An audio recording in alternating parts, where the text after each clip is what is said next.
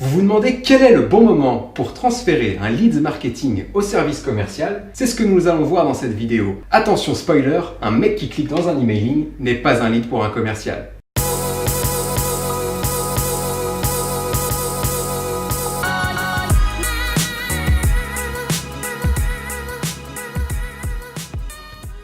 Comme chaque semaine, avec le hashtag AskLudoSM, nous vous proposons de répondre à une question qui nous a été posée dans les commentaires de nos articles de blog ou sur les réseaux sociaux. Cette semaine, une question qui est revenue assez souvent, c'est quand est-ce que je dois transférer mes leads marketing au service commercial? Alors Sébastien, toi commercial, je te pose la question, quand est-ce que moi marketeur, je dois te transférer nos leads? Réponse en deux temps.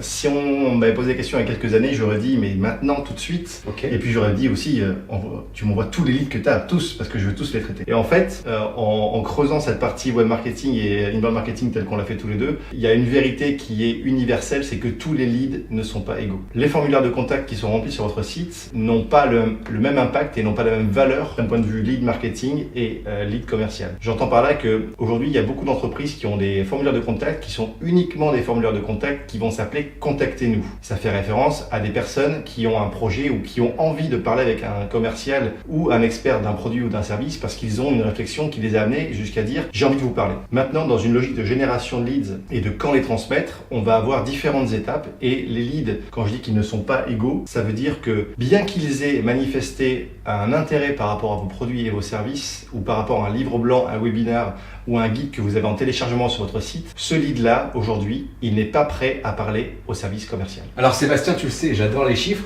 et il y a un chiffre qui est très parlant pour les personnes qui regarderont cette vidéo, c'est que 73% des leads qu'on génère sur Internet ne sont pas prêts à acheter. Or, on sait qu'aujourd'hui, l'acheteur moderne veut mener seul sa réflexion d'achat et n'accepte de parler à un commercial qu'à partir du moment où il a une idée assez précise de la solution dont il a besoin et quand il est prêt à acheter. Ouais. Donc concrètement, je dois transférer un lead quand il est qualifié, c'est évident, mais surtout quand il est mature et donc quand il est prêt à acheter. Mais alors, comment, moi au marketing, je peux faire pour mesurer le niveau de maturité d'un lead? On met en place entre le marketing et les ventes un lead scoring. Typiquement, je dois, moi, en tant que vendeur, en tant que commercial, donner une grille de lecture au marketing pour lui indiquer le type de contact avec lequel je veux être en relation. Donc le type de lead. Ça peut être par rapport à sa typologie dans l'entreprise, par rapport à la taille de chiffre d'affaires ou le nombre d'employés.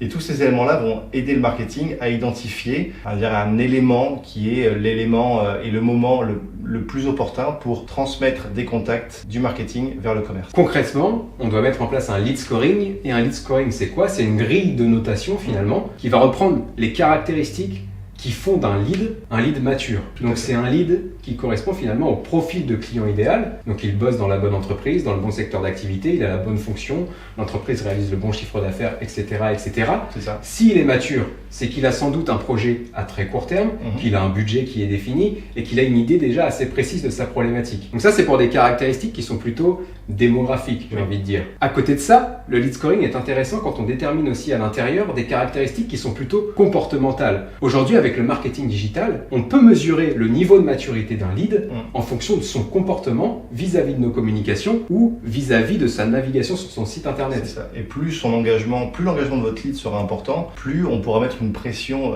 commerciale aussi sur cette personne-là parce qu'on aura identifié qu'elle est venue sur votre page des prestations, qu'elle est venue visiter plusieurs fois votre site en quelques jours. Ce sont des éléments qui doivent être pris en compte par le marketing pour que les commerciaux, finalement, appellent le lead au bon moment. Bon, très bien, j'ai compris Sébastien. Mais concrètement, tu veux leur parler quand au lead?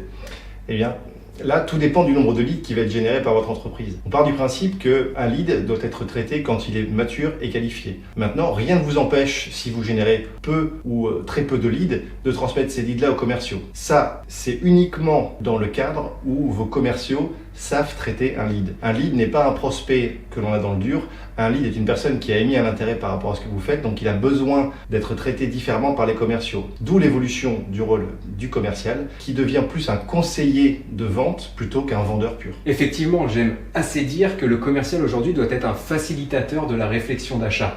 Et dans cette démarche, il doit apporter de la valeur ajoutée à ses prospects, il doit leur apporter une approche personnalisée et contextualisée, et ça demande du temps et de l'information. Et le commercial ne peut pas traiter tous les leads de cette manière, donc c'est pour ça qu'on disait tout à l'heure que les leads n'étaient pas tous égaux. Il faut privilégier les leads les plus importants, les plus engagés, les plus matures, les leads qui ont la plus forte probabilité de conversion finalement en client. Encore une fois, dans cette logique, il faut que votre marketing et vos commerciaux se rencontrent régulièrement pour arriver à comprendre le meilleur moment de transmission d'un lead du marketing vers le commercial. Voilà, vous avez toutes les informations pour déterminer marketing et commercial quand est-ce que vous devez transmettre un lead marketing et quand est-ce que vous devez le contacter pour le convertir en client. Si vous avez aimé cette vidéo, je vous encourage et on vous encourage à la commenter, à la liker et à la partager sur vos réseaux sociaux. N'oubliez pas de vous abonner à notre chaîne pour ne manquer aucune des prochaines vidéos.